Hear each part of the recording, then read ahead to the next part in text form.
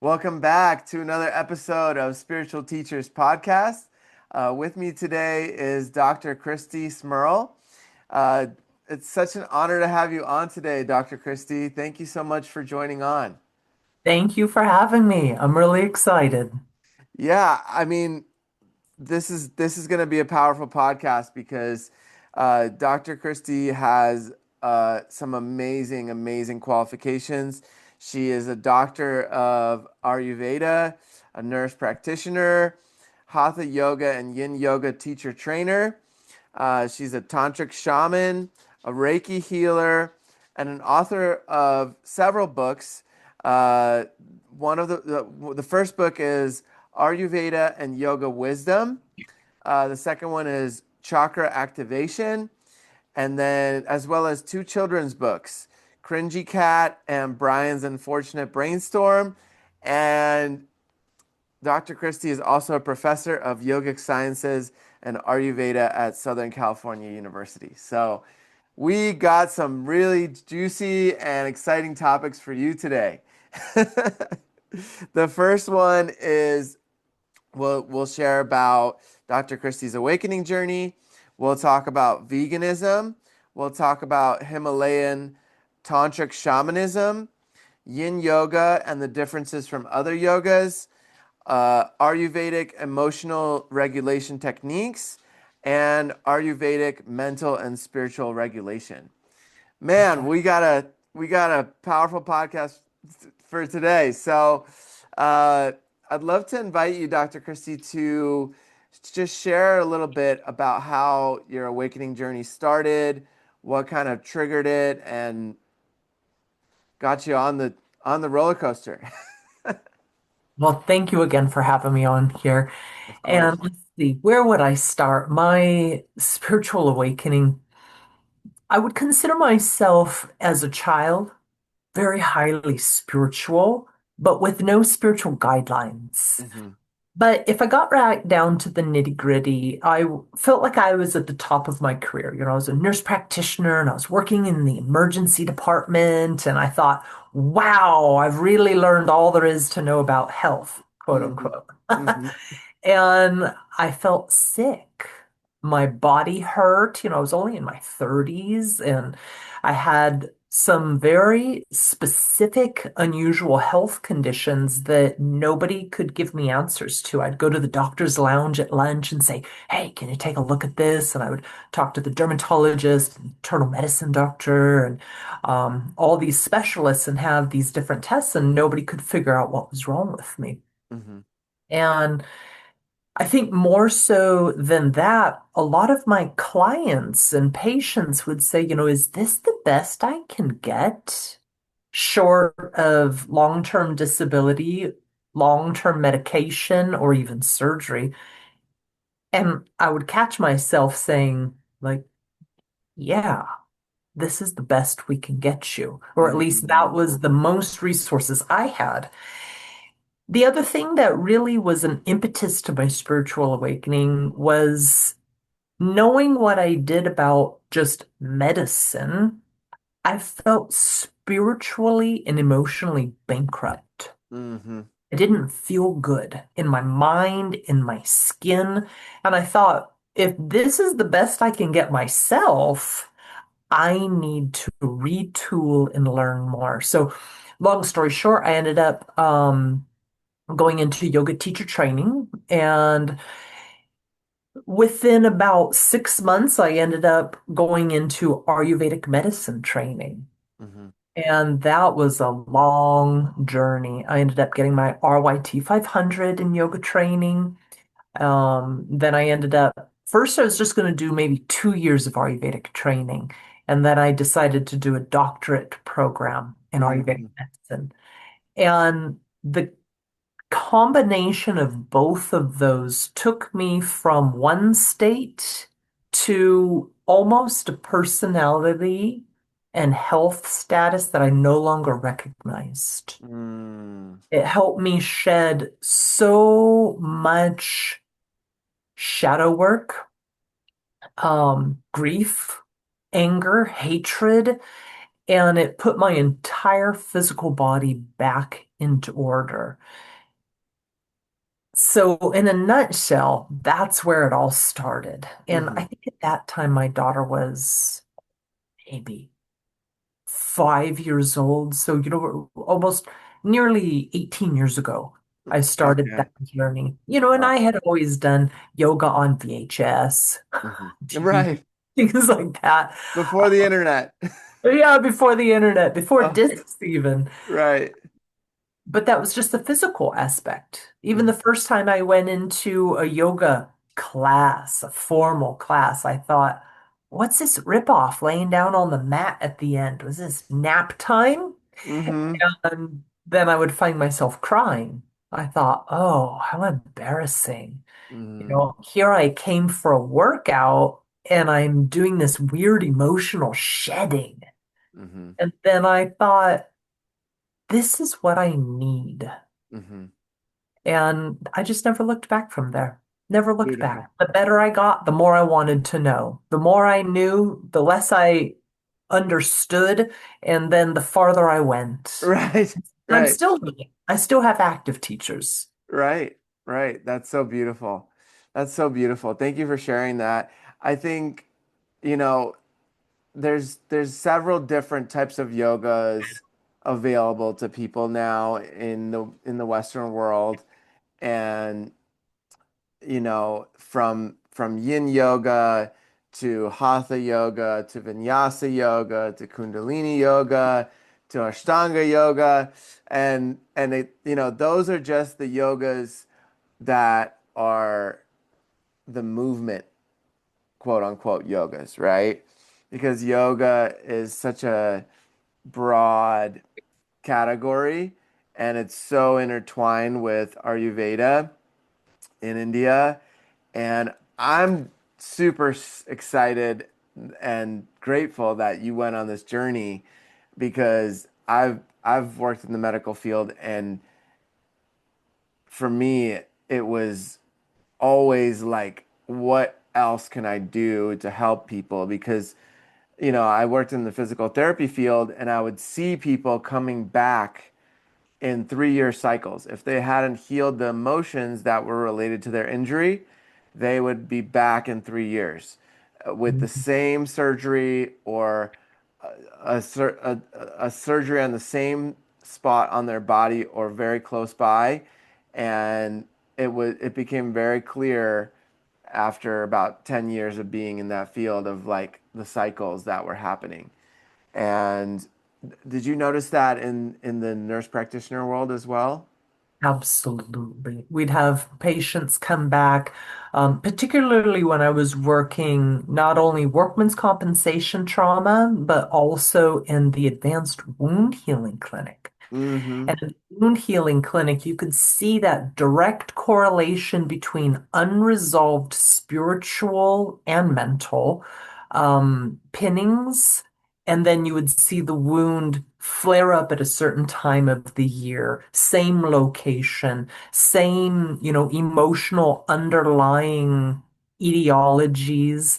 I remember one gentleman, it was the first time I think I truly realized how much spiritual well-being connected with, let's take in his example, a wound. He had had a wound since 1972. That's old Whoa. I am.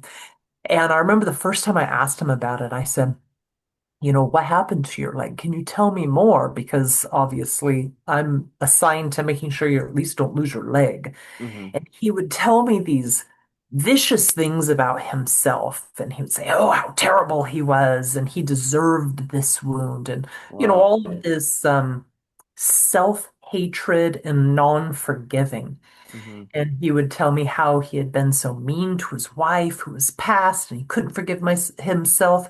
And so one day, I think it was the third time I was taking care of his wound, and I asked him, I said, have you ever considered that if you forgive yourself and allow that harshness to go away, that maybe your wound will heal better or maybe even partially close because it was huge. It was the entire lower leg. Whoa. And we talked for quite a bit for several weeks.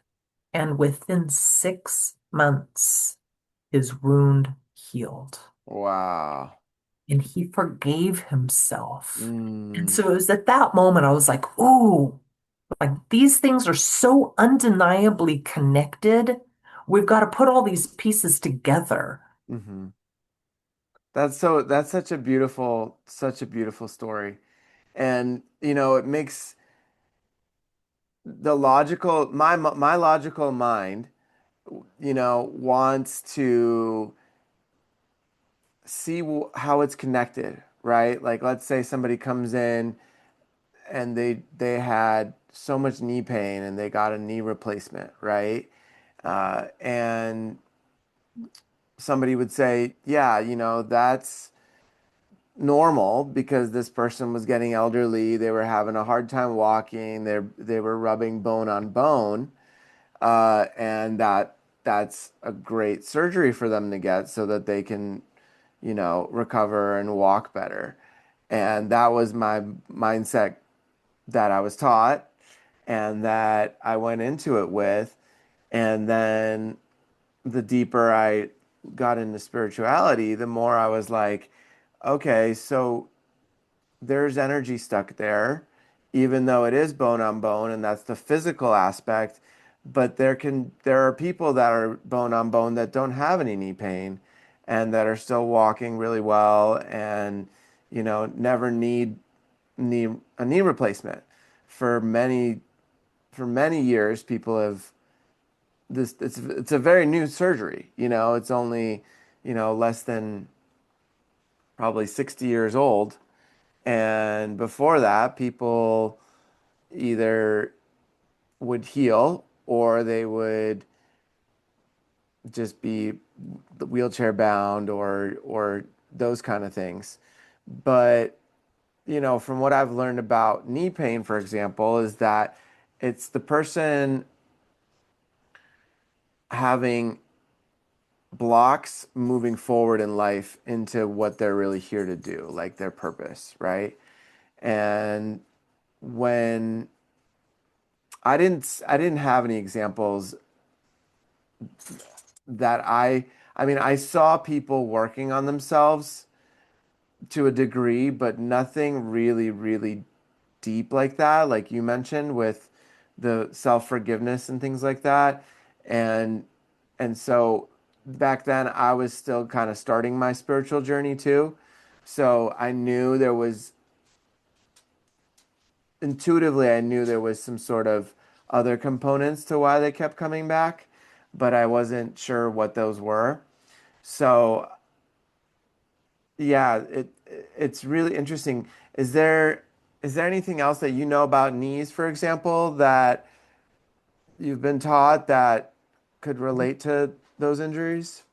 So some things that I always keep in the back of my mind these days regarding knees. Number one, it's associated with the Muladhara chakra, so the root chakra. Hmm. And the main governing shadow emotion of the root chakra is fear. So, like you said, Mm, fear of moving forward, or sometimes it's just stress, which is a form of fear.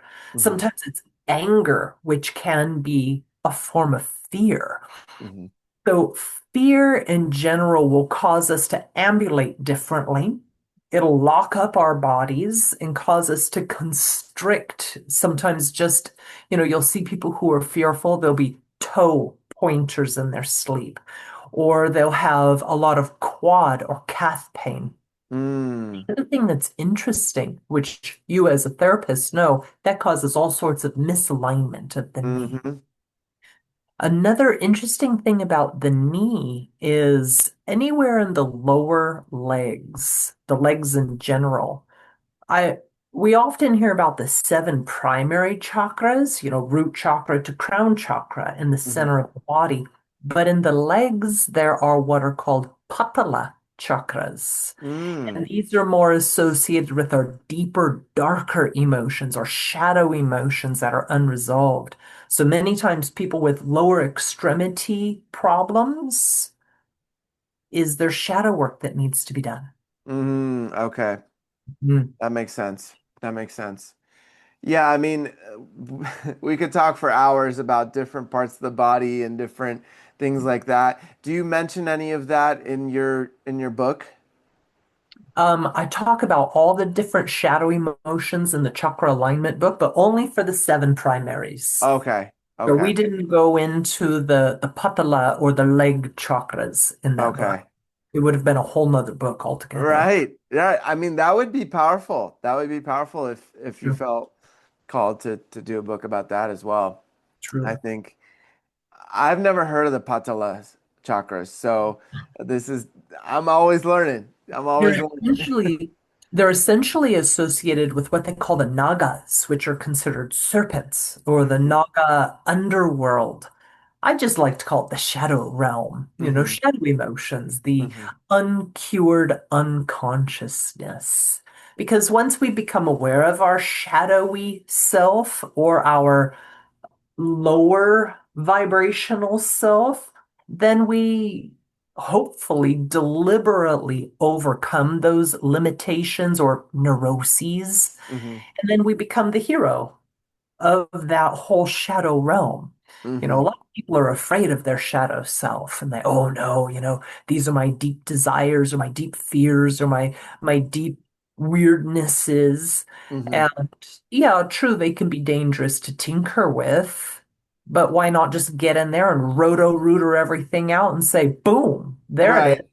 Right. Okay. That's yeah, that's my approach. That's my approach, is like if I'm aware of it, that means that I need to look at it and Yeah, to try to, you know, one thing that I think can be a little overwhelming sometimes for people is like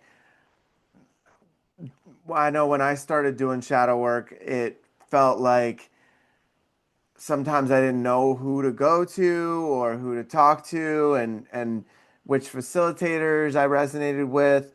And so for me, one thing that really helped was just to set the intention and speak it out loud and say, I'm calling in all the situations and all the people that are meant to guide and assist me in learning about this and helping me release this, and abs- then letting it go, right? That's a bit important piece of the manifestation of that is just letting go and just allowing for spirit to bring in the people that will guide me. And that's what happened through my journey, and it continues to happen. So, and then there's these beautiful mirrors that appear, throughout the journey and really show me where I still need to dig in a little deeper or where I'm still have some blocks and things like that. But the self-forgiveness journey is crucial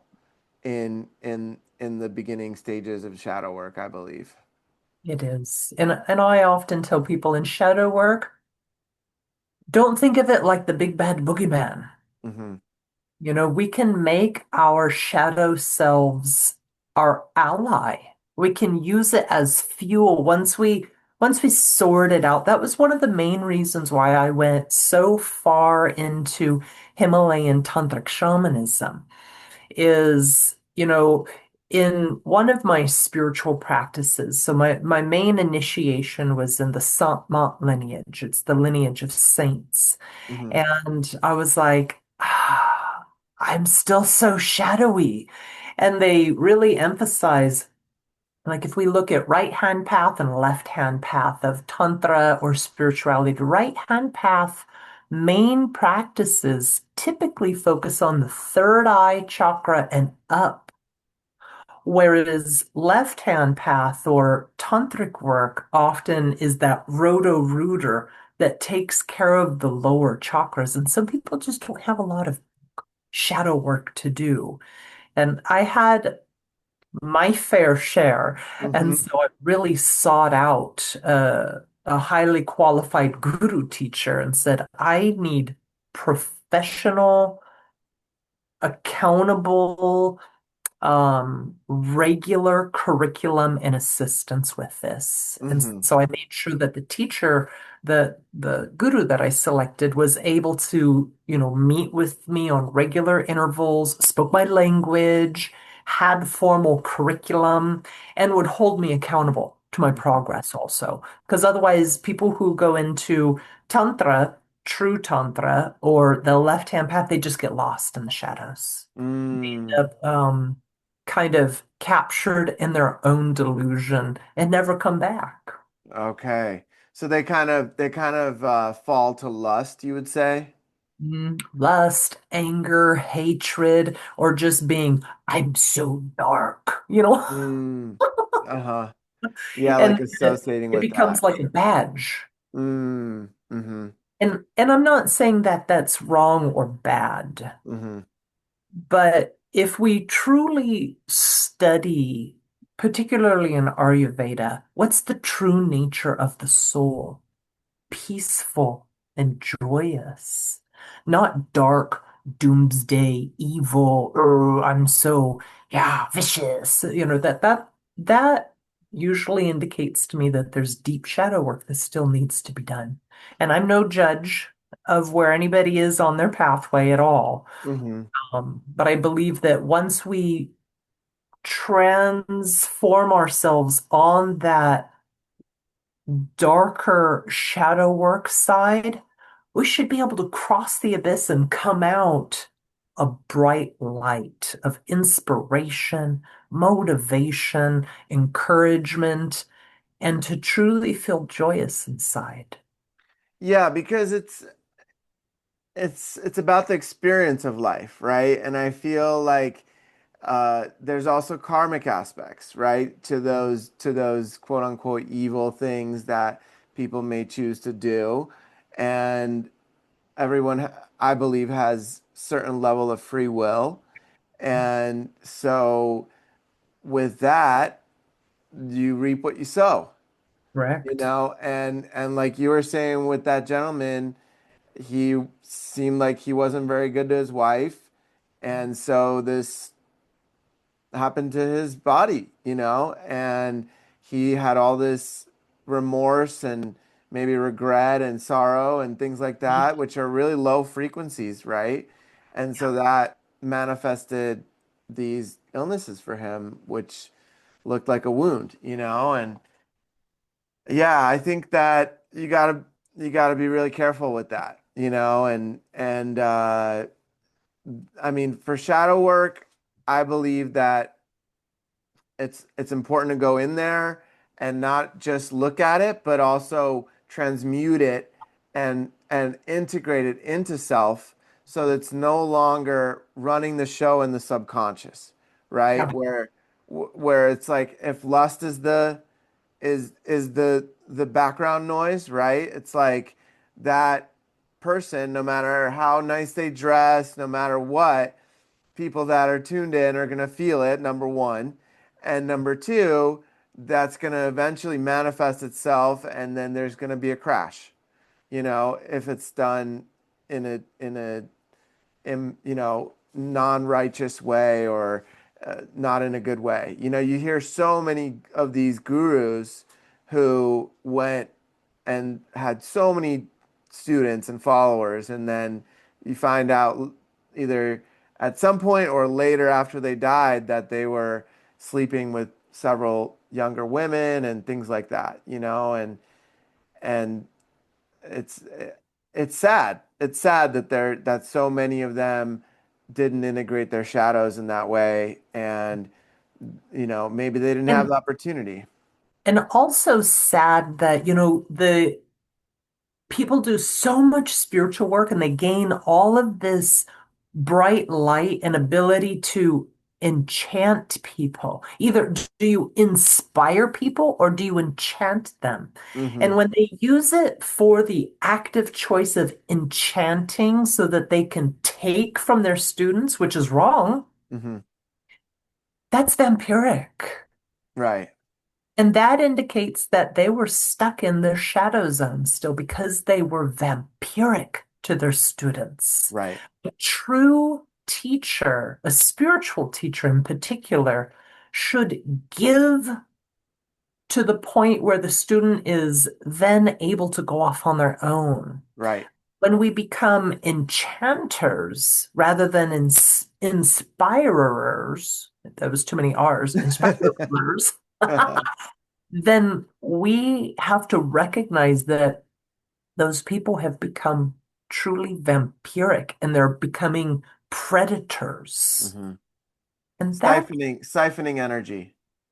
yeah, Hmm. yeah, Yeah. energy predators. Hmm.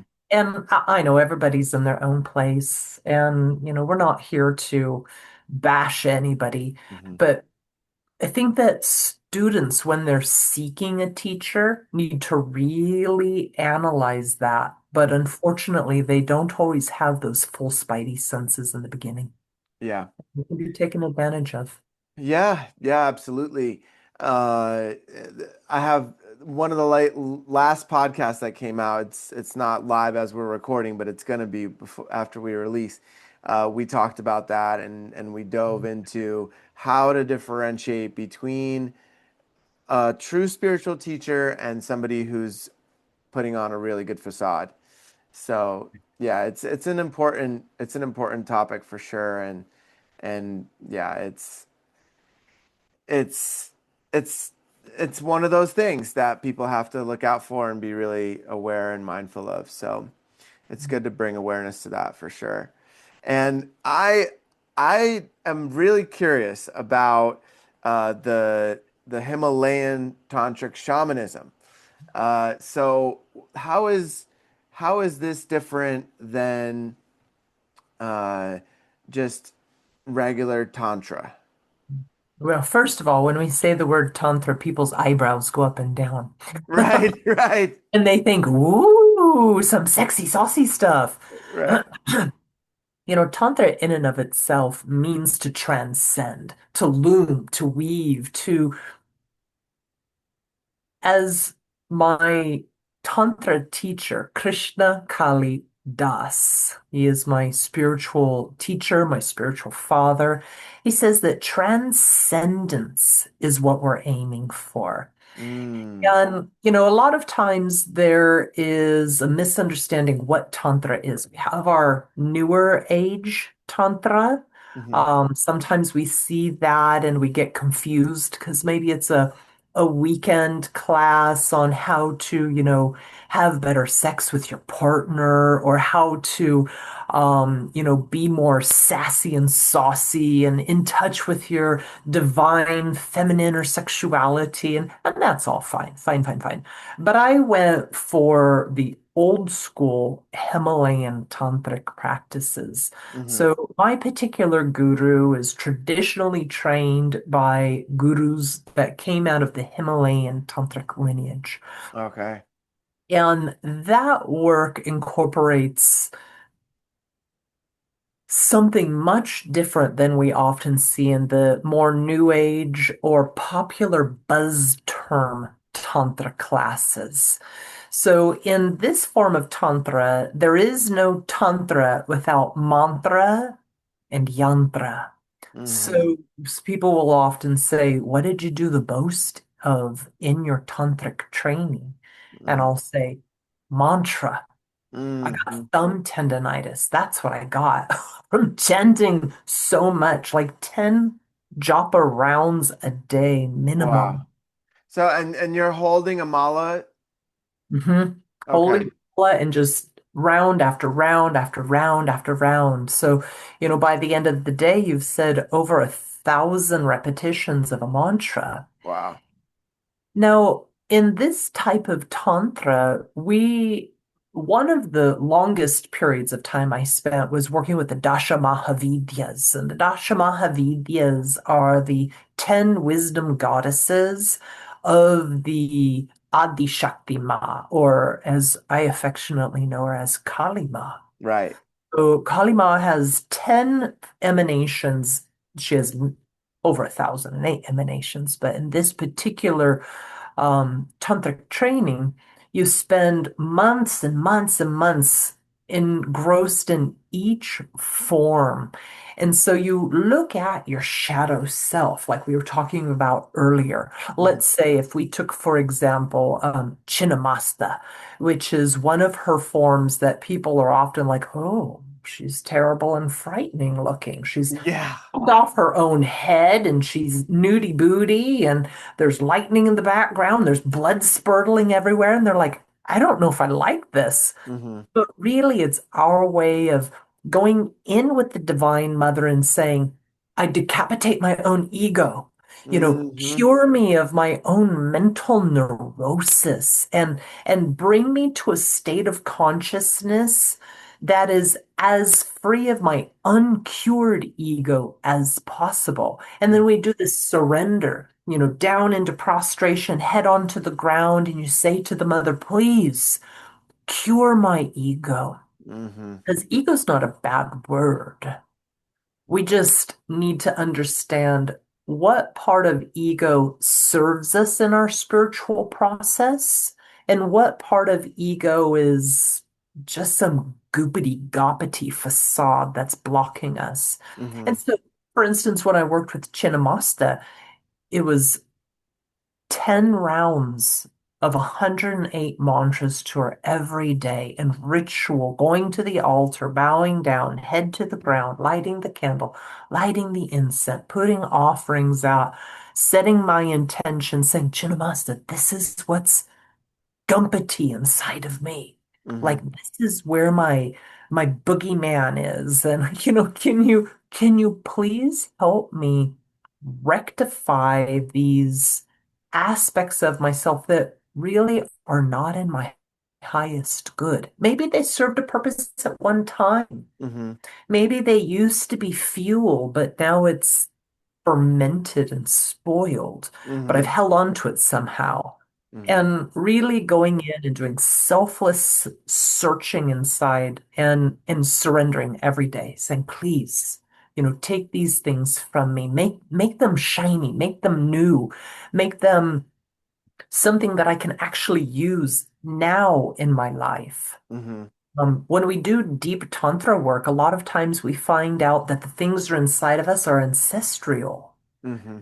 And to be able to go inside and fearlessly uproot portions of yourself and just give them up and say, look at me, I'm bare. Hmm. And create a vessel that is pure, create an ego that is pure and completely dedicated to devotion for higher work. That's Tantra. You Yeah. know, does Tantra use sexual energy? For sure it does. When I Hmm. first started, I went through years and years. I'm still in tantric training. I Hmm. meet my Baba, my spiritual father, every single month. I get new curriculum and evaluations every single month. And one of my neuroses was like we were talking about before, lustful energy. I was Hmm. like, this isn't serving me. Hmm. And when we look at it in yoga and Ayurveda, like in yoga, if we know the 8 limbs of Ashtanga or the 8 limbs of yoga, not the physical Ashtanga, but the Ashtanga limbs, Hmm. one of them is brahmacharya. So they have the yamas, the niyamas, the things to observe, the things not to observe for best success. In brahmacharya, they talk about levels of celibacy, whether it be abstaining from illicit sex or whether it be, complete celibacy. Hmm. And in Ayurveda, they talk very specifically about don't squander your sexual energy. Why? Because you lose spiritual vitality. In Ayurveda, they call it ojas. And ojas is what brings us a good immune system, excellent complexion, that shine, that glow, Hmm. and fuels into the subtle mind, the subtle body. Well, if we're always, blowing our load and losing our vital energy, we become drained. Right.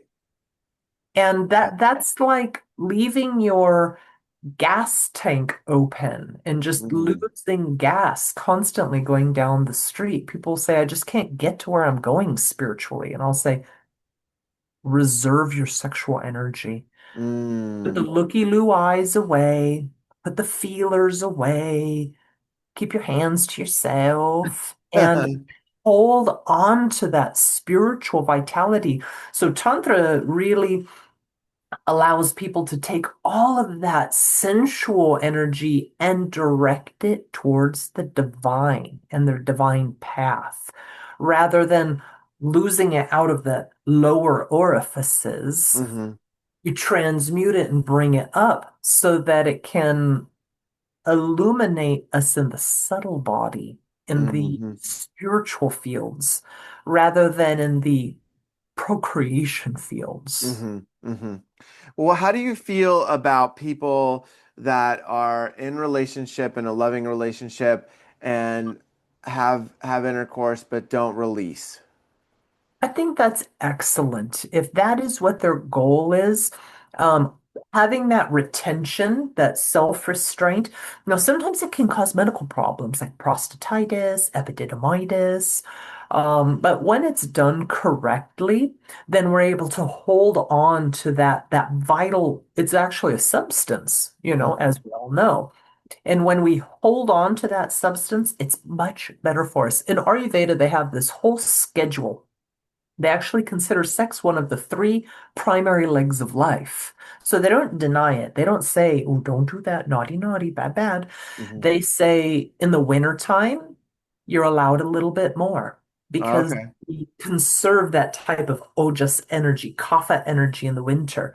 Whereas if we flip the season opposite in the summer, we should have the least amount and we should Mm. conserve that energy as much as possible. That's interesting. Okay. Yeah. So it's Okay. really just about biologics. And then we can understand, oh, it really does make a difference in spiritual development and not to have atrophy of the spiritual body because there's just Hmm. fuel going to it. Yeah, yeah, that makes a lot of sense. That makes a lot of sense that uh well, I would have thought in the winter time you would want to actually keep it in because everyone's already kind of low energy, not as much sunlight. But what's the thought process with it being more? Is it like to recharge with your partner? Is that? Well, it just states that in the winter time, we have more kapha, which is that cold water earth element. Hmm. We naturally have more available to us in the winter time.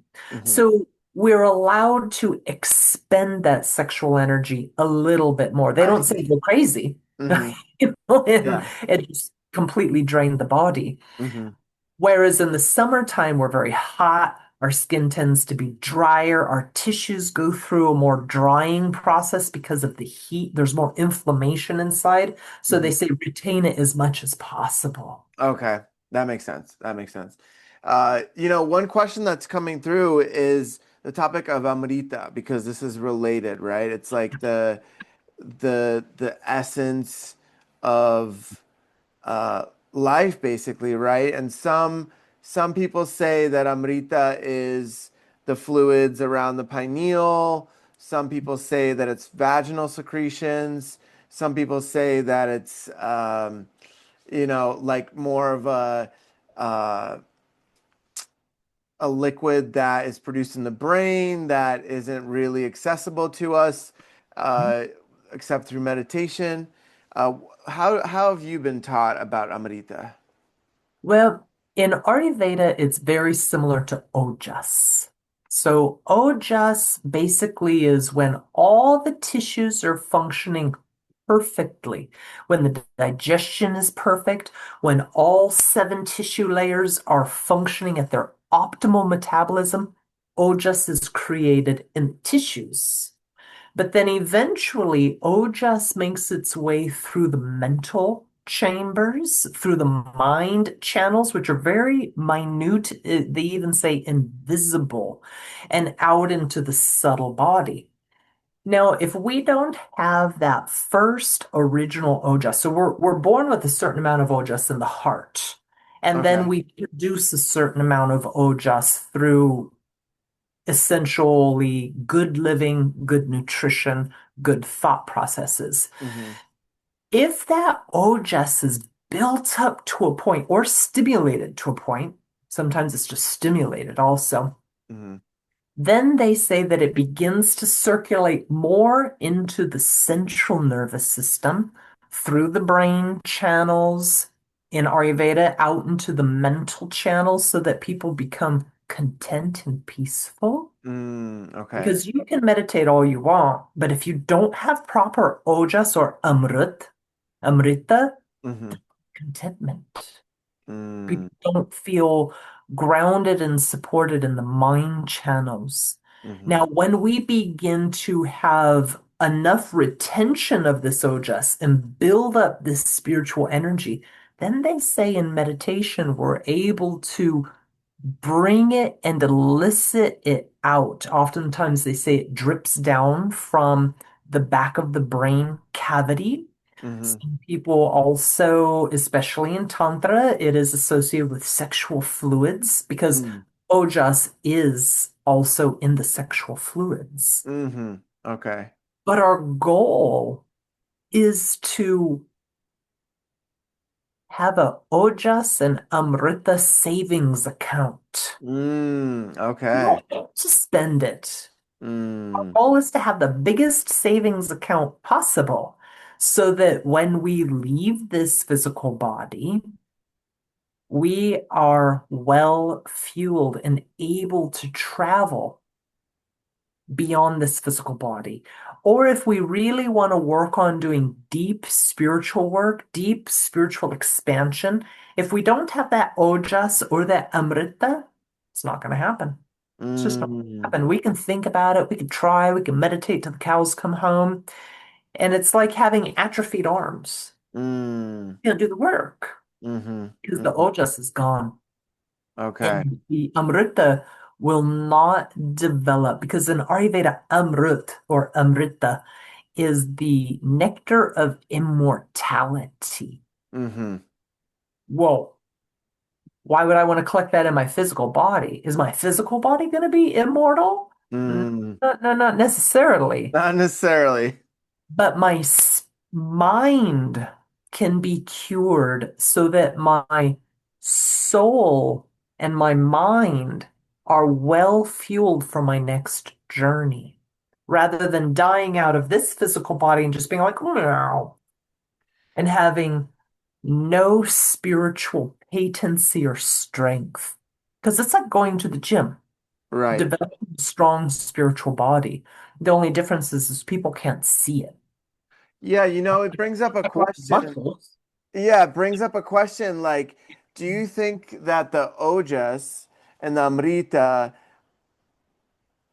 do you think there's a direct correlation to the ability for a very advanced yogi to be able to leave their body at will? Like they decide, like Paramahansa Yogananda decided, Mhm. I'm gonna leave on this date, and Mhm. then he just shot out of his body and never came back. Absolutely. The opposite is a very good example. Let's say we get into our advanced ages and we are drained of ojas or are absent in that amrita, then we die when our body just gives out. Okay. And the Okay. spiritual ability to function is diminished or even hardly there. So Mm-hmm. if we're able to build that spiritual strength, then that's when they say the yogi or the advanced aspirant can just sit back and say, okay, that's it, I'm done. Poof, Mm-hmm. and Mm-hmm. leave their body because their astral or spiritual vessel is strong and patent. Mm-hmm. Versus if we've lived our lives and just drained ourselves and worked ourselves into a stressful, state of physical decay, mental decay, spiritual decay, we're not going to have that option. We're going to Okay. die when our body just gives up. Yeah. And we may not have the spiritual whereabouts to be in control of what happens after that because we are in control of it. Okay. And then it brings up the question of like people like Saint Germain, right? That fully ascended with their body and went up to the to the next frequency or the next dimension, whatever you want to call it. Uh, what are your beliefs around that? Well, I've seen a lot of weird things in this lifetime. We also learn about, I'm looking at a picture on my bookshelf about the immortal yogi. The yogi that is still here in physical form and can show up whenever they want. And these things really, really intrigued me. And that's one of the subject matters that has been taught in the Himalayan shamanic tantric practices, Okay. how to work the energy through the body, how to create that, exiting vessel, how to leave, how to come back, how to retrieve the energy, how to project the energy. I was just sharing recently in an interview, the first time I ever had an outer body experience was when I was 4. So I've Oh, wow. always known that you could bilocate. Okay. Always have known it. I Uh-huh. didn't always know how to do it though. It only would happen like during stress or during really peaked emotions. And Mm, so when I went through the tantric training, my tantric guru would say, now, okay, this is how you use the energy. This is how you don't use the energy. This is mm, where you leave the body. You don't leave the body over here like that. And mm, this is how you recover from it. These are the different exercises. So it really brought me back to a state of stability. But if you really look at it closely, the ultimate goal would be something along the lines of Saint Germain or the immortal yogi. But I mm. haven't gotten there for sure. I often tell students, I'll tell you when I'm gone. I'll try to come back and do like Morse code. Boop, boop, boop, boop, boop, these, Uh-huh. but we'll see. I don't know. Yeah. Yeah. I mean, I've been to the location where Saint Germain was said to have ascended, and there is an energy there that I felt where he his energy is still present there, but it's not on the physical plane. And you know, it's it's really interesting. It's a very beautiful location that have you been there before? No, no, Oh, okay. Yeah, it's there's one that's like the official spot, but then my buddy's taken me like half a mile into the woods where I believe it actually happened, and that location feels more energetically like where he ascended. So, these kind of things fascinate me. I've had some friends share with me that they start floating like up off the mountain, like they're like starting to go, and then they'll have to like grab a root and try to anchor back down, specifically on Mount Shasta, Mm, which is which is considered the root chakra of the earth, but also can flip to be the crown chakra of the earth, is what I've been told. So I feel more of the rooted nature there versus the crown, but I also feel a lot of that really crown energy as well around that area. So it's hard to tell, but one of my goals in life is to go to all 7 chakras of the planet and do and see what happens, basically, like see what activates inside myself through that journey and take people on that journey. So that's in the books, in the records, to happen in the future. So Have you been to Mount Shasta before? I've driven past it on my way to Ashland. I lived in Ashland, Oregon for about a year. So I've gone past it and I've often said, "Oh, I want to go there." But I'm always en route somewhere else. Okay. Yeah. I would highly recommend it. I think you would really connect with it. And it's a really sacred space. And it's still small enough where it's still really pristine. You know, like the town is still pretty small. It's not really commercialized too much. It's just for the deeper seekers. It's on my bucket list. Yeah, yeah, for sure. So, you know, Kali Ma, right? We're talking about the Himalayan tantric practice. Uh, Kali Ma is depicted as this Hindu deity, right? With the tongue coming out, several arms holding knives and skulls, and then she's got, I think, a string of men's heads, 10, I believe, right? Up to That 50. up to 50. Okay. And it's interesting because the way I perceive that, and I'm really curious if this is correct, but those all those heads are like the different aspects of ego that has been decapitated. Is that Absolutely. correct? So usually the garland of skulls or garland of decapitated heads is also referred to as the Varna Mala. And the Varna Mala is 50 heads. Now, what's really interesting about her garland of decapitated heads or demon heads Mm-hmm. is the number 50 represents the 50 letters in Kali Ma's alphabet. So the original Sanskrit language has 50 letters in it. Mm. And each one of those heads is what's called a shabda or a sound that we place on the body to eliminate abnormalities or to decapitate part of, some sort of portion of the ego. Because really, what makes us go wrong? Mm-hmm.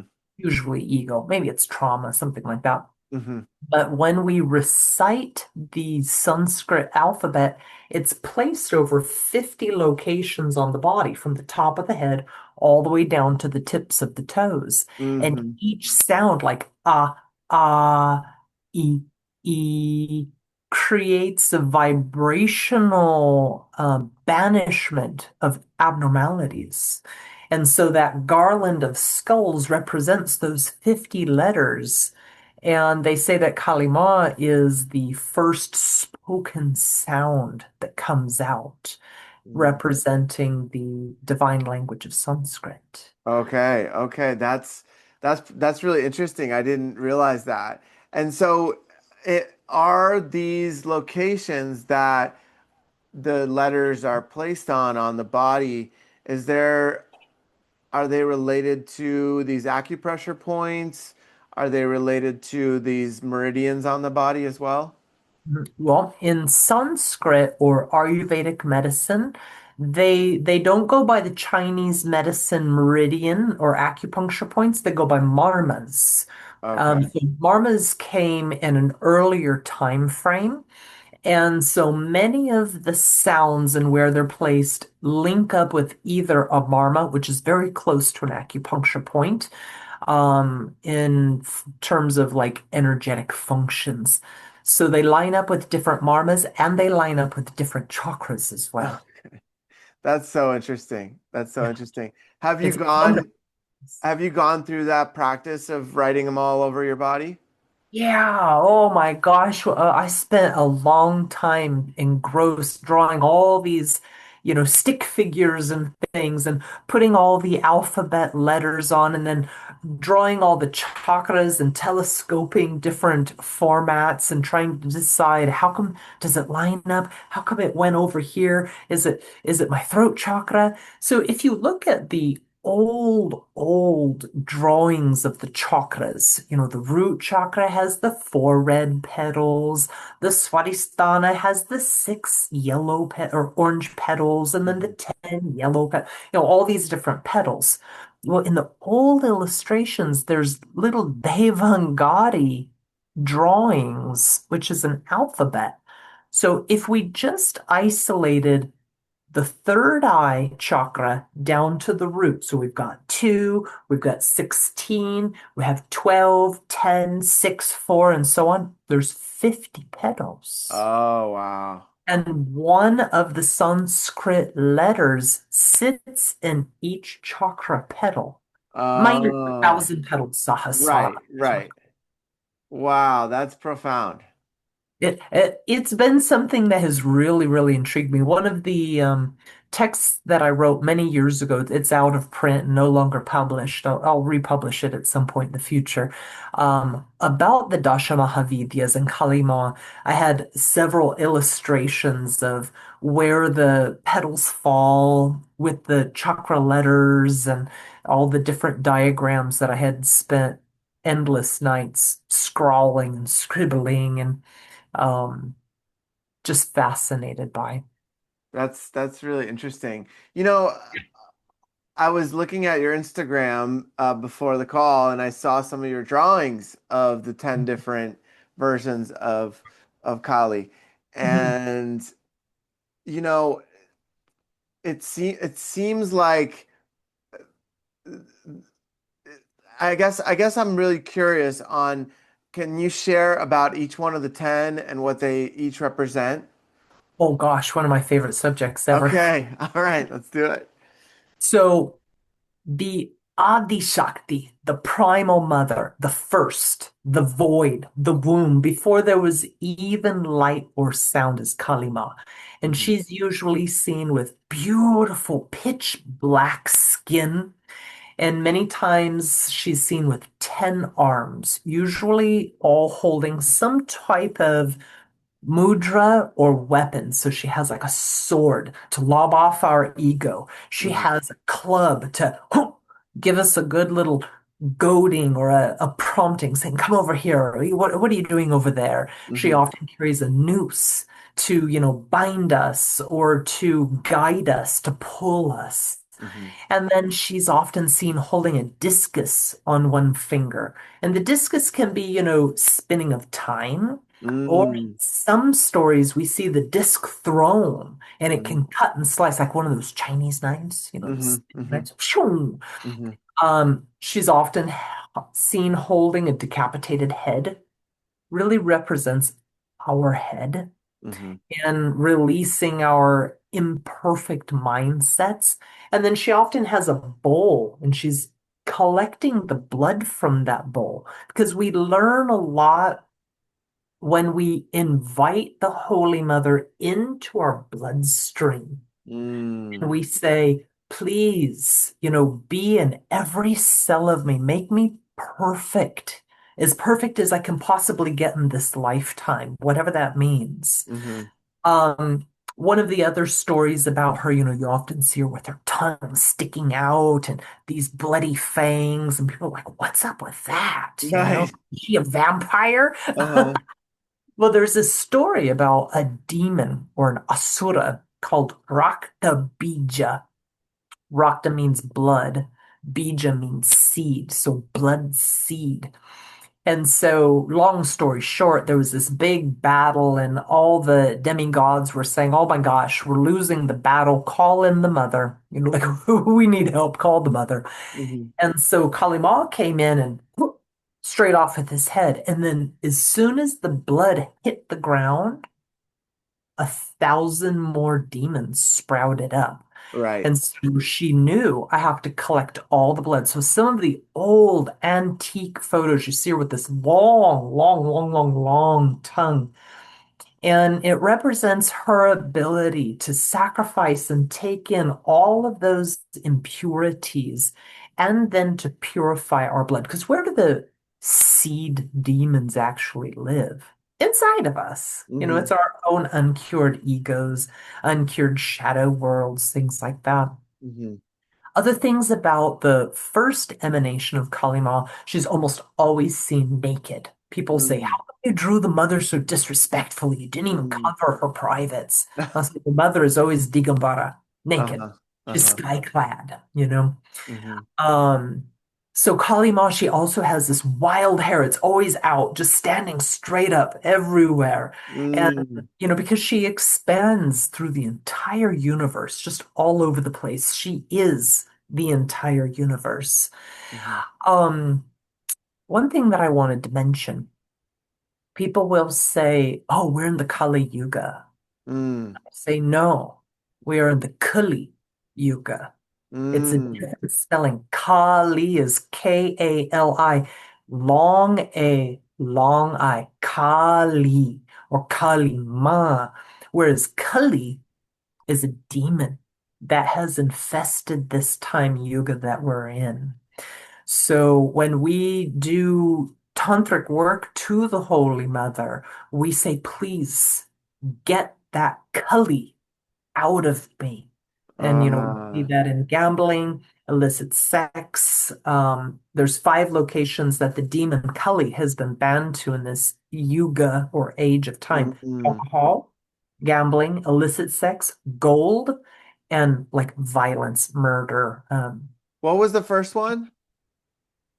gambling, illicit sex, alcohol, Oh, okay. gold, Interesting. I'm curious why gold. greed, Oh, okay, that makes sense. greed in general. Yeah. Mm-hmm. Mm-hmm. Um, Then there's the second form of Kalima, and her name is Tara. And Tara, we have a lot of different forms of Tara, especially if you study Buddhism. But Mm. this form of Kalima, Tara, she's in beautiful blue skin, like the midnight sky with stars on her cheeks and stars Mm. on her. And she's associated with the moon, the water, and our minds. They Mm. call her Spandama. Spanda is like the vibration in the firmament before the sound came out. And they say that one of the best ways to connect with this form of the Divine Mother, Tara, is to chant Om Mm. to Makes stabilize sense. the mind, to stabilize the waters within our body.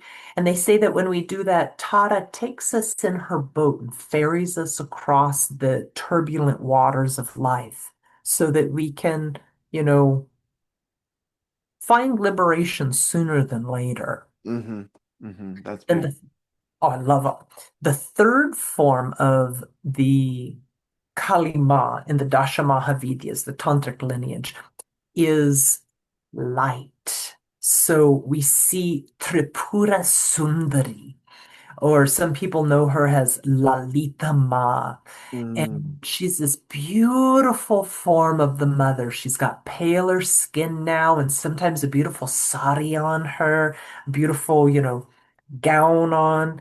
And we see her associated with light coming through and beauty and the things that we really cherish. Then we move into the fourth form of the mother, Bhuvaneshwari. And Bhuvaneshwari is this element of space. And I love how Baba, Krishna Kalidas, my guru in Tantra, he describes Bhuvaneshwari as already having set the stage. And that Mm. the light shining through is like the movie projector. And we're just sitting in the audience watching this movie. And Mm-hmm. when we realize Bhuvaneshwari has already set the stage and the circumstance, then we can understand life in better terms. Mm-hmm. I won't go too far into all of them. I actually wrote a whole book on all 10 of them. Um, Okay. the recent 10 photos I posted were for Navratri, the 9 nights of the goddess. And I Okay. haven't circulated and shared those in quite a while. But anyways, on we go to the I, fifth form of I the have a mother. quick question with that. So why is it Yes. 9 and not 10 nights? Well, it's a different type of a different lineage. Oh, okay. Okay. So in the 9 nights Navratri, they celebrate 9 different forms traditionally. Okay. My training, I celebrate the 10 forms. So Okay. Victory Day, there's like 10 days and 9 nights, Okay. but each lineage has a slightly different understanding of the mother. It depends on where the geographics are from. The Okay. Hindu understanding is often different from the Himalayan tantric Okay. emanation. Okay. Mother. It's a good Okay. question. Thank you for that. So the fifth form of the mother, now we get into Chinnamasta, the one that we talked about earlier. And she's Mm, often seen red skin. And mm, she's got, like we said, her head has been self-decapitated. mhm, She has 3 streams of blood coming out. And when we know our subtle body, in the actual anatomy, we know we have a sushumna, an ida, and a pingala. mhm, Central channel, left channel. Well, this is my left channel, and right channel. And mhm. they crisscross, forming the intersections of the chakras.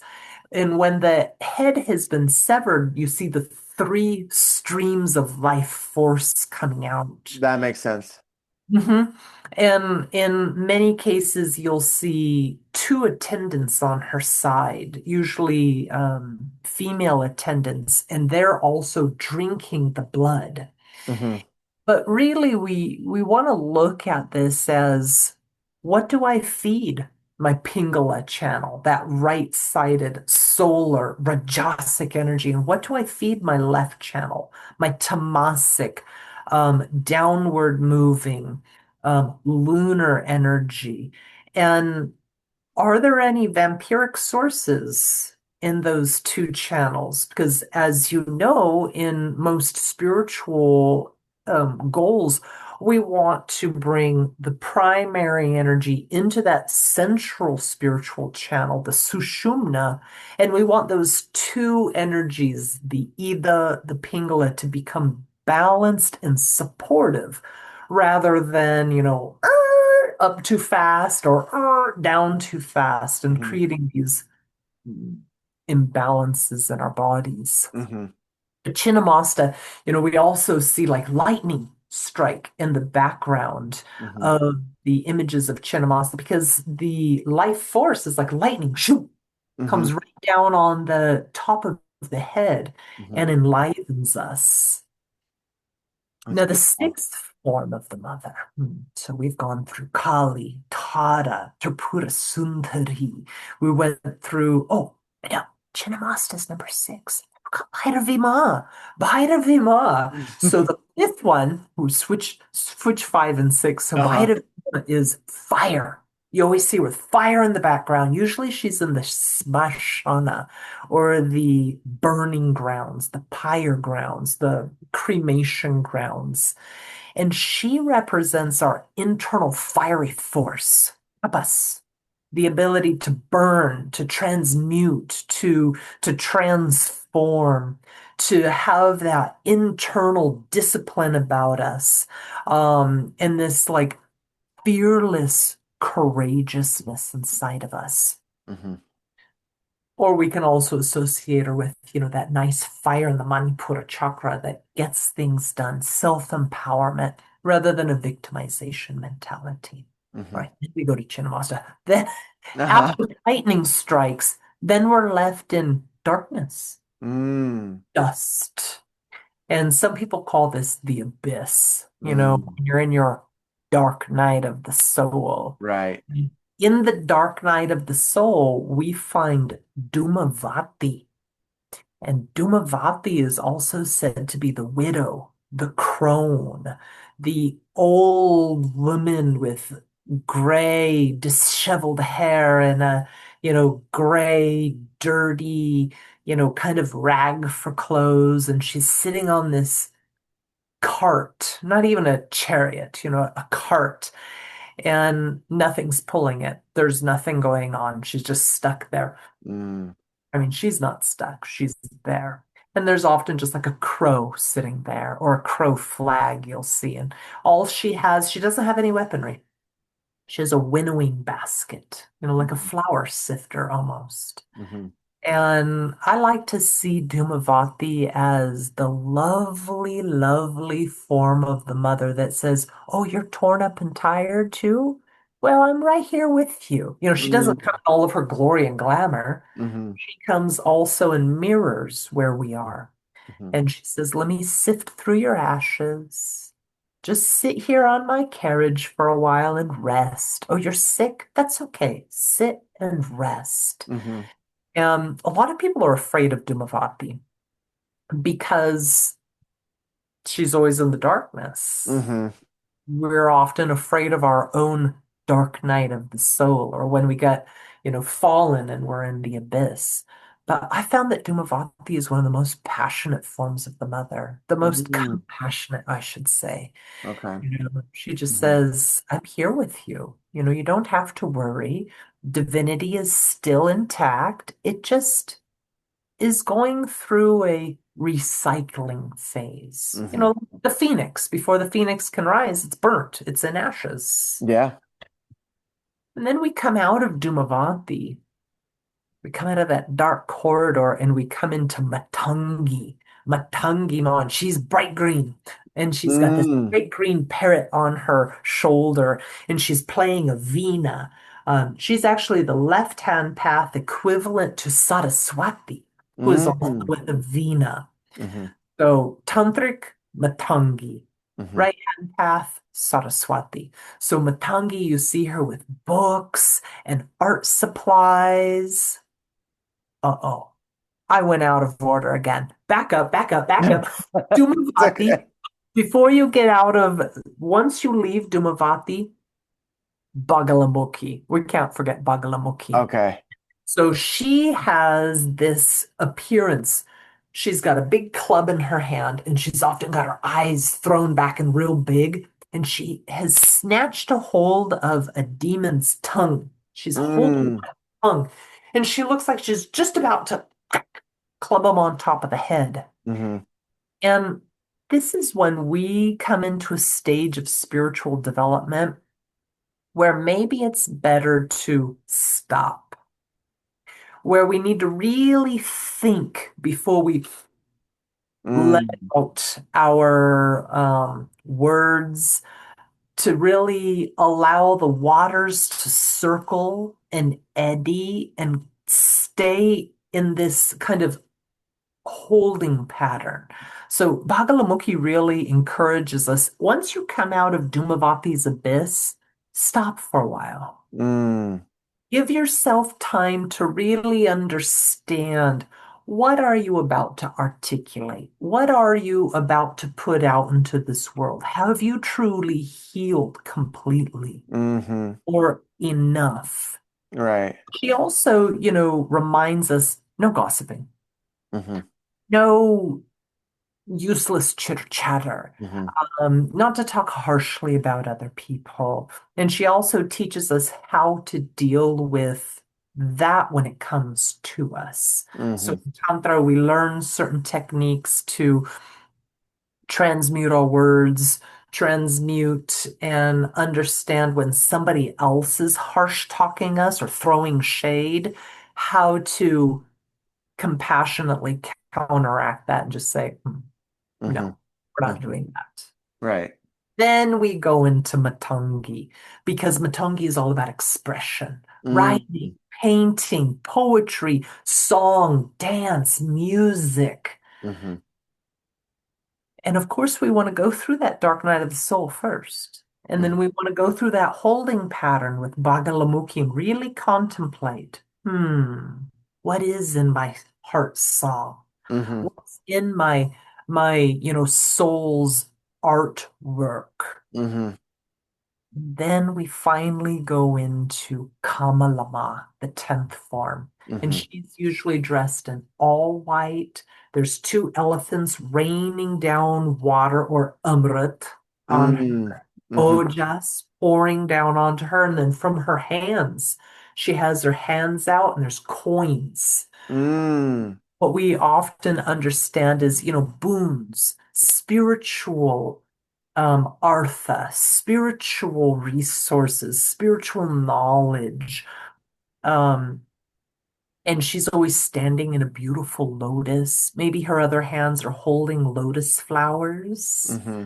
So anytime we look at the 10 forms of the mother, it's always important to ask, what's she holding?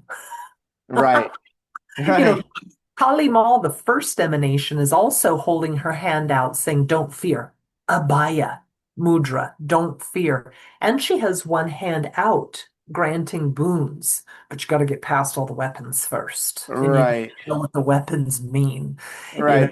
That's clearing out the ego. You know, one thing that feels like interesting is that the dark night of the soul came after the lightning. For most people and for me, I had the dark night of the soul first, and then the lightning of the Kundalini shot up. You know, Mhm. so is there any distinction there between that? That's a really, really good point. So when we look at Chinnamasta, it's that decapitation, Mm-hmm. the decapitation of the ego. And that is what often causes people to go into that dark night of the soul. Mm-hmm. They're like, well, who am I now? Right. What am I doing? What's my purpose? I don't understand anymore. Now I'm in the darkness. Ah, Right. everything taken away from me, or what I thought was me was taken away. But it's also the indication that that Kundalini is striking. So for some people, we have to look at the difference between when Kundalini enters us versus when Kundalini rises up. Because Okay. as when Kundalini is risen prematurely, there's often a lot of wonky stuff that happens. Mm-hmm. It's like blowing out a dirty pipe. Mm-hmm. Like, ooh, there's sludge. What happened Hmm. here? Right. Because the system wasn't clean. Right. So go through the receiving of the Kundalini, the waiting, the purification. Hold your tongue, wait. Mm-hmm. Then decide how are you going to beautifully articulate it out through your soul, and Mm-hmm. then the blessings come. I Mm-hmm. find that one of the things in the spiritual community is people are too, I don't want to say eager, impatient, and they want Mm-hmm. Kundalini. I want it right. And they often think, oh, I've had this Kundalini experience, Kundalini this, save it up. Wait until you've got enough to purchase a whole house Mm-hmm. rather than a piece of candy, you Right. know? Right. And wait until the Kundalini has had a time to truly marinate and to work through the system and then check all the systems. Are there irregularities? I explain it sometimes like Frodo and the ring. He gets like Schmeagol gets the ring and he's like, Oh, oh, okay. Yeah, yeah, yeah. and we see that with Kundalini in some people. They Mm-hmm. do all the work, they do all the tapas, they receive the Kundalini, and then what do they do with it? Mm-hmm. Maybe they go a little wonky. They do that enchantment and vampirism instead. Right. Right. Yeah. They're not truly purified yet, Right. but they've still been given the juice. Mm-hmm. Mm-hmm. Whereas in Tantra, we really try to focus in on the shadow self and say, am I Frodo with the ring or am I Schmeagol? Right. Right. And Exactly. Bakalamukhi is standing right there with her club. Right. Right. Right. And So this, even the Pungi, she also has a sword. okay. Look at Vina. She's got the book, she's got the artwork, and she's The got the songs, but she still is holding, you know, check yourself. Yeah, yeah, yeah. double check. Yeah. That's beautiful. Thank you for sharing those 10 beautiful aspects of Kali. And, it brings up the question of Kali, went on this rampage, and maybe you can talk about it a little bit. There's this story of how she just like goes crazy, starts kind of losing it. And then the only way she stops is when Shiva lays down under her and then she steps on him and she remembers who she is. So, are you familiar with that story? Yes, yes. So part of the story, once think about the most pristine mother. She would go to any lengths to protect her children. Hmm. And once a mother's fury has been sparked, it can be difficult until justice has been made to calm that mother back down. Same thing with the father as well. Hmm. But with Kali Ma, she went into such a rage because things were not being managed properly. And one of the story key components is that Kali Ma, without Shiva, Shiva we know represents pure consciousness, pure undisturbed consciousness. So Kali without Shiva is chaos, Mm. Hmm. and Shiva without Kali is Shava, dead. Mm. I like to also think of it this way. Let's say I have a wire but no insulatory covering on it. You touch it, you're going to get shocked. Right.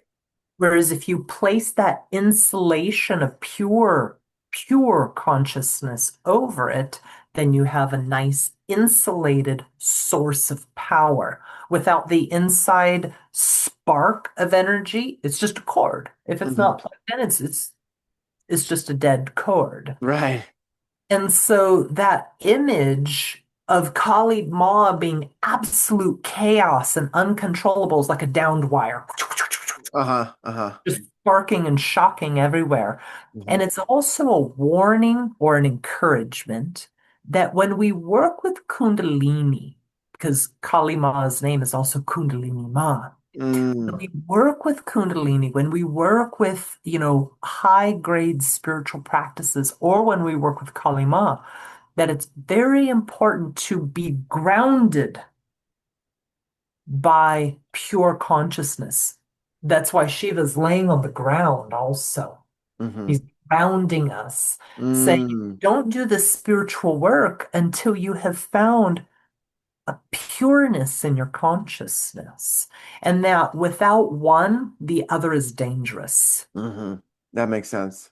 Yeah. That And makes then plus they say that, the mother, she's happiest when she has Shiva by her side. hmm And we need that Ida, Pingala, that male, female, lunar, solar, yin, yang. And without it, it just everything's hmm balanced. We have people who are like, oh, it's all about the mother and only the mother. We have people, it's all about the father, all about the father. You can't separate the two. hmm They're one. Right. They cannot be divided. And the stories show them in division to show us what happens inside of us when we're lopsided. If we're Hmm. only doing, masculine work or father work or Shiva work or, solar work, and if we're only doing lunar, feminine, etc., we're going to develop an instability because we need to nurture both sides. For sure, for sure. Yeah, I love that. I love that perspective. And I love how in the Indian Hindu culture, it's so clear in these images, right? But then there's so much depth to them, and I love that. It's there's so much to receive from that, you know. Yeah. And so what has I'm just really curious, what has been like your major, like for yourself, right? What have been some of your major breakthroughs or um, profound experiences that you've had from going into this Himalayan tantric shamanism? Oh. I have a laundry list of the things I lost. Okay. I Okay. needed, it's like going through the washing machine. Rinse, wash, repeat, Mm-hmm. rinse, wash, repeat. Mm-hmm. I had so much shadow work, whether it was all mine, some ancestral, some of it was slopped onto me through my younger years. Some of it was my own karmic entanglement that I did. And one of the biggest things was overcoming alcoholism. Mm. I became an alcoholic when I was 12 years old, and I Whoa. struggled with it for years and decades. Wow. I would have long spans of sobriety and then short stints of sobriety. And one of the things that I really wanted to do is to uproot all of the inside underpinnings of why that actually sat there. I don't just want to say, oh, I don't drink anymore. Right. I want to be able to say, that's not in my system anymore. Right. So, um, other things, different types of neurotic, we all have neurotic desires. Mm-hmm. And I had some very gripping aspects of my personality that I was like, those are things I wouldn't want people to openly see about me. Mm. And if I'm not willing to be completely transparent, if there's an aspect of me that I kind of like, shh, quiet, Mm-hmm. I might not want that there. Right. And I'm not saying that the outside world is ever going to understand who we all are. I'm not saying fit in with the normal world because Lord knows I don't fit in quite right. That's all right. But I didn't want anything that elicited shame, guilt, resentment inside of me. And I was willing to go to any length to find peace inside of myself, to not be controlled by any of my lower shadow selves, and to be able to say, I'm good. Mm-hmm. I'm restful and I'm at peace, and Mm-hmm. not to let any of those lower chakras manipulate me. One of the other things that was really big for me is as a very young child, there were hmm, occult practices that I was exposed to. And I was Mm. young to be practicing them, obviously. Mm-hmm. But I was exposed to some very nefarious individuals, Mm-hmm. and that caused some deep energetic disturbances. And I went through Ayurveda and I went through yoga and I went through the Sant path, the lineage of saints, and I went through all those practices, but there were still seeds that were bothersome to me. But I was like, Mm. this is from that, and I want that gone. Mm-hmm. And so finally, in my more recent decade of training, I've really been able to let go of all that and not just let go of it, to turn that rotten seed into a beautiful thing Mm-hmm. and say, look, the bad seed got turned into a bloom, and Mm-hmm. isn't it beautiful bloom? And to take, the neurotic energies or the unhealthy energies and flip them, transmute them into fuel, spiritual fuel that actually does me good rather than having to suppress or work with or, negate and just simply say, look, everybody's on board inside with me. Mm-hmm. All of my shadow selves are all working together. And I think that that's, really where we need to go when we're working towards self-actualization, Mm-hmm. is what's really going on inside myself. Right. And yes, I know the material body is temporary, but I'm in this material body for who knows, maybe 50 more years. Right. And I don't want it to be a living hell. Right. I want it to be, pleasant Mm-hmm. and something that I can do my soul's work with instead of letting what I call the itty bitty committee inside my head being in charge. Like, no, thank you. No, Right. Right. Right. Exactly. Exactly. Well, yeah, I think that those are really like phenomenal and beautiful, huge, really important takeaways and experiences that this has brought into your life through that journey. It's really profound. So, yeah, thank you for sharing that. I think that this may be a segue into veganism, where how long have you been a vegan now? This stint 3 years again. So I had Wow. fallen off of veganism due to social circumstances. I had a short stint where I went, when I started studying the left-hand path, the left-hand path often incorporates meat in their Mm, rituals. hmm And then I finally got to a point where I was like, no, this is not okay in my body. hmm And so I went completely back to veganism again. Okay. Um, I've had long periods of time of vegetarianism and veganism. And the last time that I fell out of it, this time back, I said, never again. I now can see the true, profound spiritual disability in myself. I'm not judging anybody else. But in myself, I was awakened to the fact that eating animal products is a spiritual handicap. Mm. Yeah, it's really interesting because there are some teachers that say fish is okay. Even if you go down to the Amazon and there's very strict dietas, there's still allow certain fish that's very clean from the river and from the ocean, I believe. And uh, it seems like it's kind of one of those things that's right on the edge there, right? Where it's like some people partake, some people don't, and whereas like chicken and beef and pork, those kind of things are very kind of like do or don't, you know?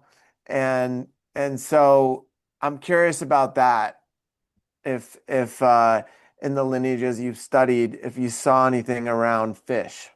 Mhm. Well, in Ayurveda, just in general, all meat and animal milk is considered tamasic.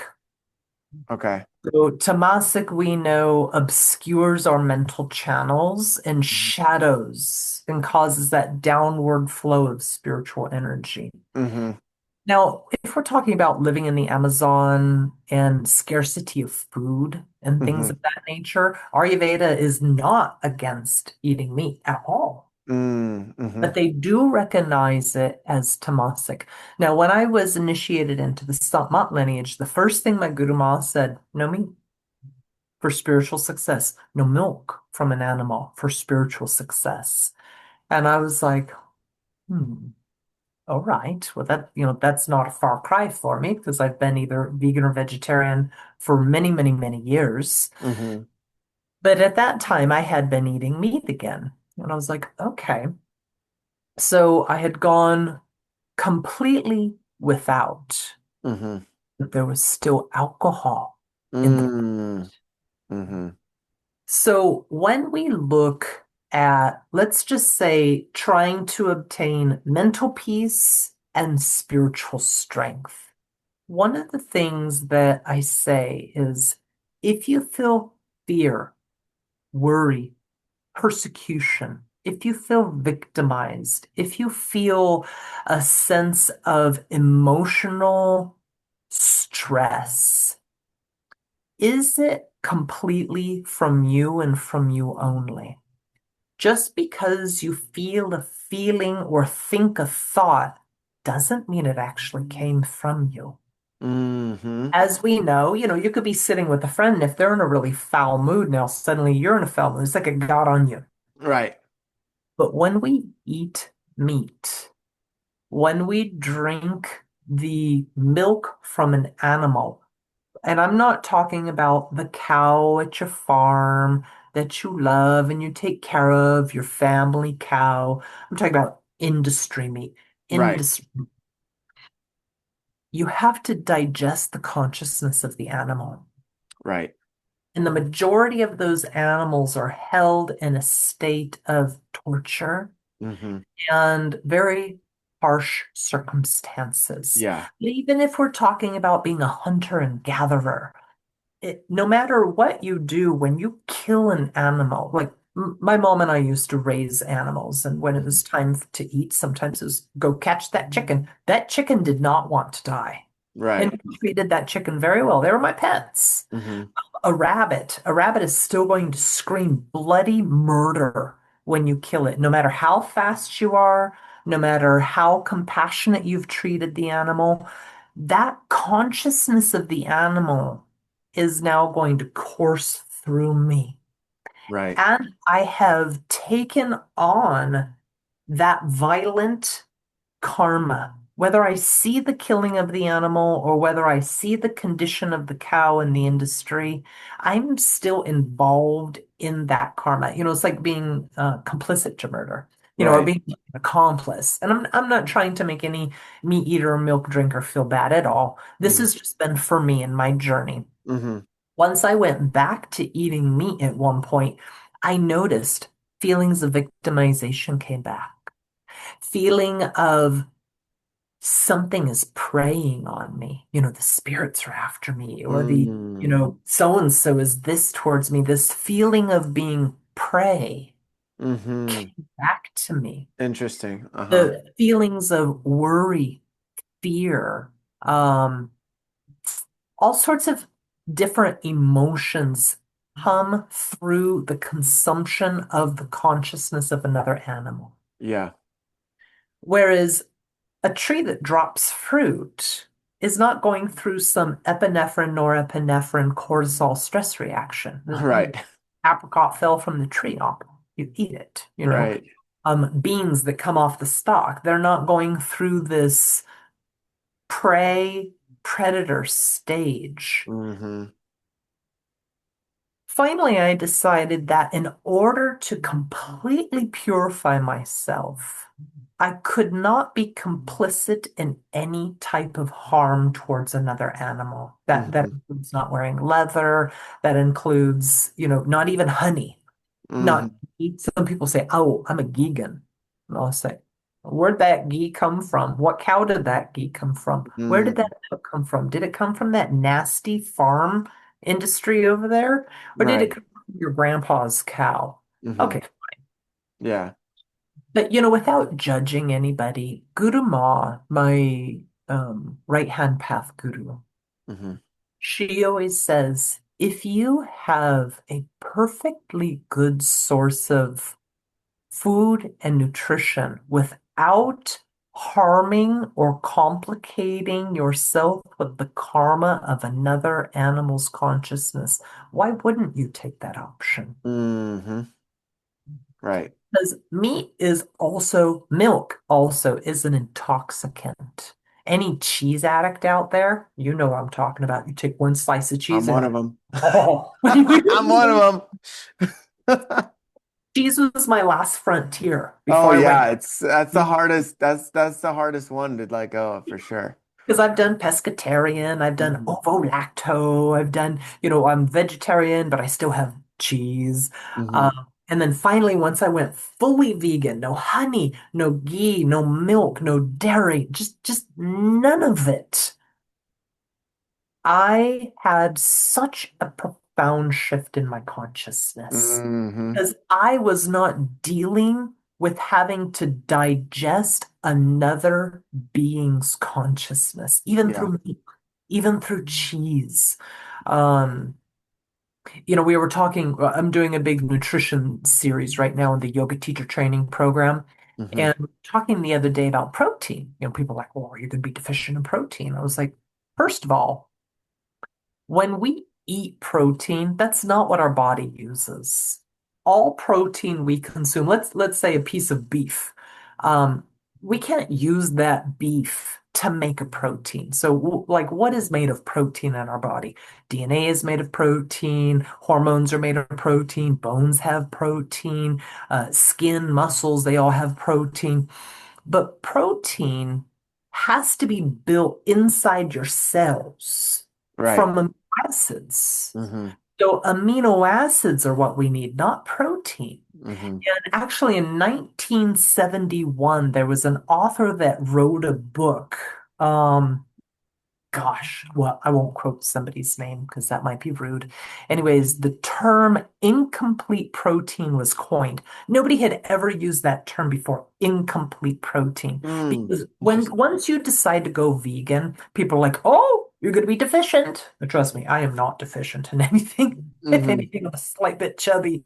Anyways, um, when we eat protein, especially animal protein, all of it has to be deassembled and turned back into amino acids Yes. so Mm-hmm. that it can enter the cell and then turn into a biologically usable protein. Mm-hmm. And people will say, oh, but if you're vegan, you're going to be missing the 9 essential amino acids. So there's 20 total amino acids. 11 the body can make and form and mismatch however way it needs to, but there's 9 essential amino acids that have to be consumed through diet.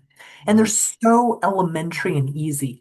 Beans and rice, beans and nuts, beans and seeds, nuts and seeds. It's the most elementary food combinations ever. And then there's a ton of foods that are full amino acid spectrums. So buckwheat, quinoa, hemp, chia, mung beans, soy, edamame, things like that.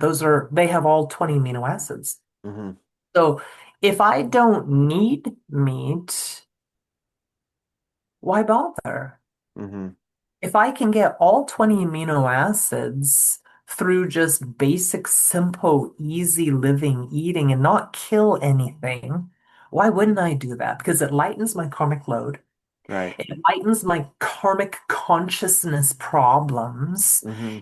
and it alleviates my entire body, mind, and subtle body from tamas, that heavy, wet cloth that goes over us that makes it harder to achieve why we're even here, our soul's purpose. Mm-hmm. And I really feel that the food industry has just lied to us in many, many ways. It's much Yeah. cheaper to eat vegan. Beans, rice, nuts, seeds, fruit, vegetables. Ooh, so complicated, you know?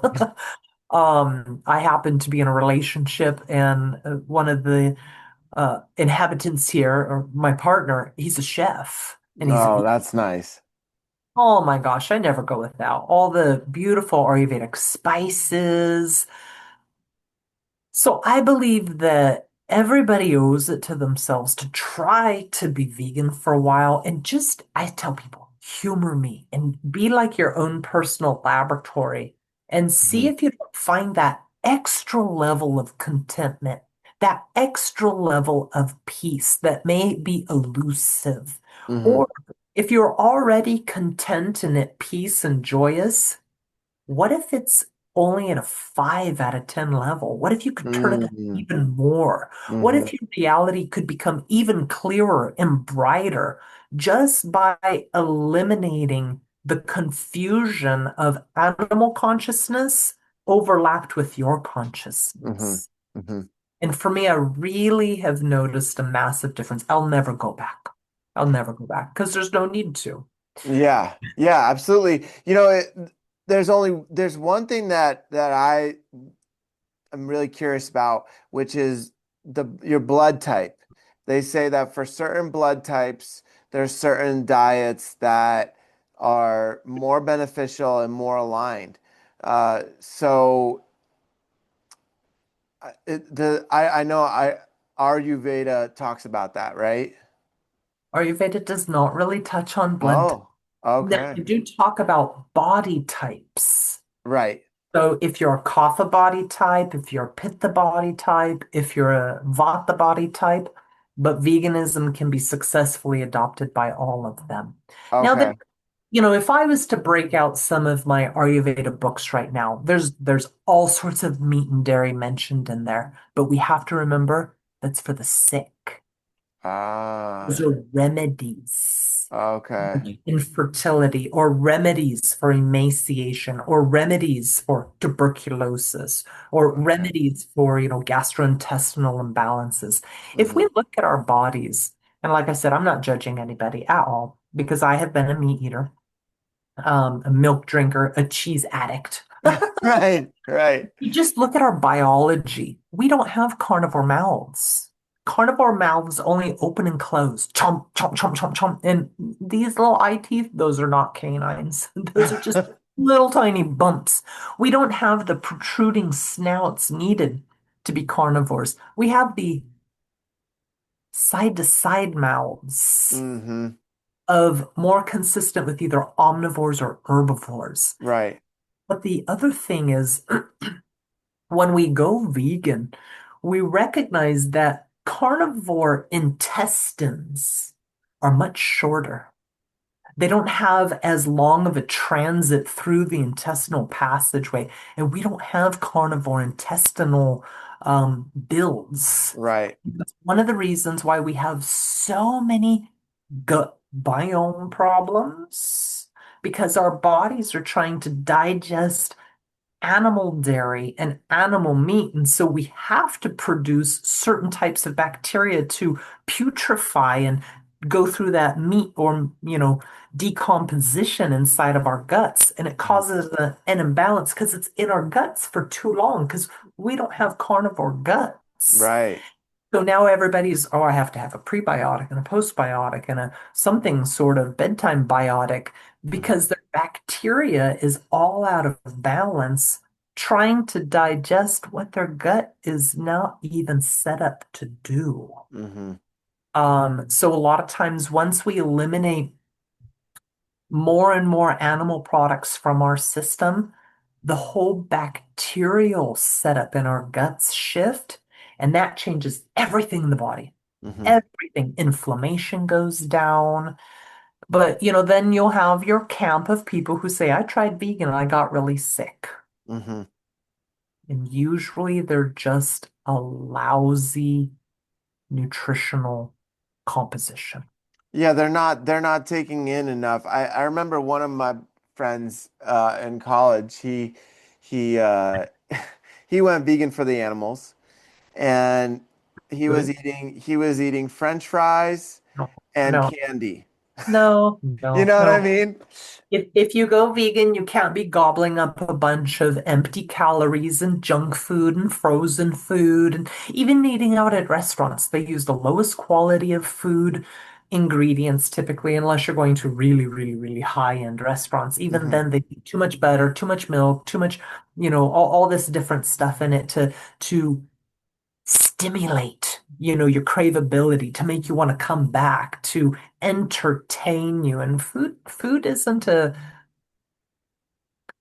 a fuel. Oh, I love to eat. My lunch today was phenomenal. I was just in there, just loving it up. But we have to really look at, are we actually eating a balanced diet? Right. Most people who I know who have gone vegan and they're like, no, I had to go back to eating meat because I was anemic or I was this or I was that. They either have underlying health diseases that need to be treated first before they're going to be successful, or they need actual cooking lessons. They need Hmm. to know how to combine their food. And you can't become a vegan and just eat trash. Hmm. And too many people eat a lot of trash, and it's the trash making them sick, not the lack of meat. Hmm.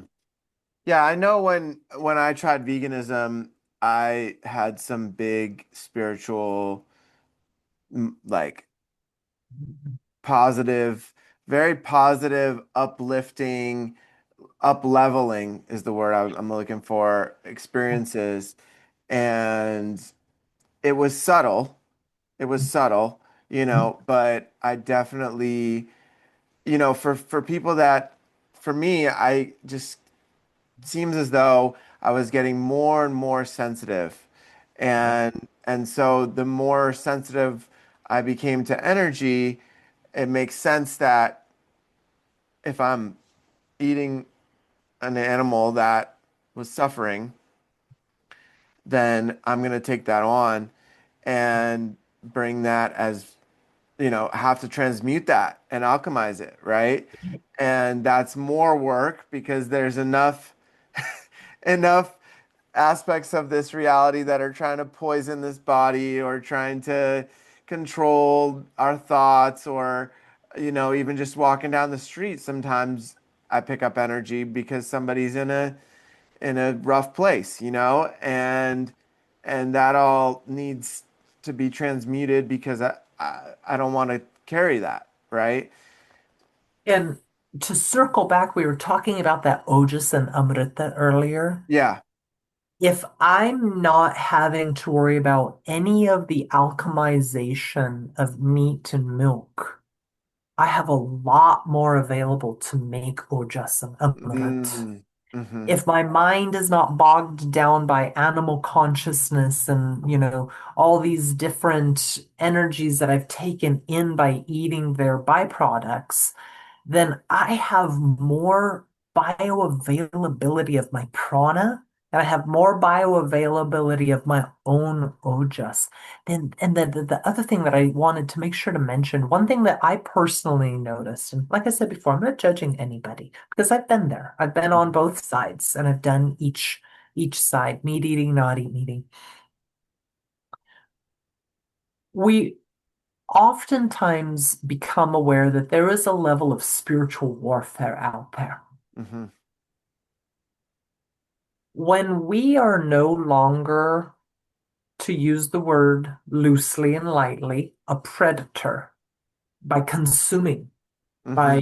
by you know, eating the life and life force of another animal, when we no longer have that signature, the smell of being a predator, whether we feel we're a predator or not, when we no longer are, that spiritual warfare drops Mm, dramatically mm-hmm. because predator begets predator. Mm-hmm. And when we do not prey on other people, and when we don't prey on the helpless ones, then I have found for myself much less out there preys on me. Mm-hmm. And it's like breaking a karmic cycle, Mm-hmm. or at least that's been my observation, Mm-hmm. especially in the last few years. I've Mm-hmm. really noticed that sense of spiritual warfare, it just is not affecting me anymore. I'm like, no, the Mm-hmm. Ojas is right. Right. Earth Right. is that force field, if you want to call it. That's a good t-shirt. The Oh, just is Yeah. bright. Yeah. Well, Dr. Christie, it's been such an honor to chat with you. We're a little over 2 hours now, and I think we're due for a second part. Oh, I'd Uh, love it. so I'd love to invite you back on, and I think we I think we have a lot more we can talk about. And this has been really beautiful. It's been an honor to learn from you and to hear your beautiful stories and experiences. So uh, I'd love to schedule another episode as Absolutely. well. Absolutely. I'd like to thank you for having me on here. And, for anybody listening, I hope that you find inspiration, not criticism at all. That you find, that extra spark to maybe experiment with different things in your life Mhm. and open up to different ideas and to really take your spiritual journey as like an experiment lab and Mhm. see what works for you. And then, leave the rest behind, of Right, course. right.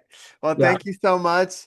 Until next time, Dr. Christie, thank you again. Take care. Thank you.